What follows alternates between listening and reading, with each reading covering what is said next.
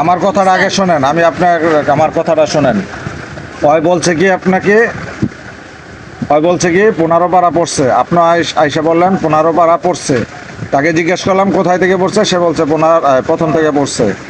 তাকে আমি আম্পার আর একটা পড়া ধরলাম, তারপরও সে পারে নাই। মানে তাকে কায়দা থেকে হ্যাঁ, আম্পার আর একটা পড়া ধরলাম, তাও পারে না। সে যদি একটা ছেলে যদি হাফিজি মাদ্রাসায় পড়ে থাকে আর সে যদি কোরআন শরীফ পড়ে থাকে, আমি তাকে দেইকে নাচরানা ধরলাম, তারপরও সে পারে না, তাহলে সে কি পড়ছে?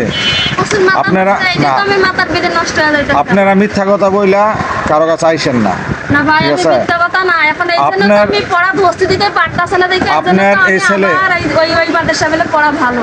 আপনার এই ছেলে যদি মাদ্রাসায় পড়ে, সম্পূর্ণ খরচ আমি দিব।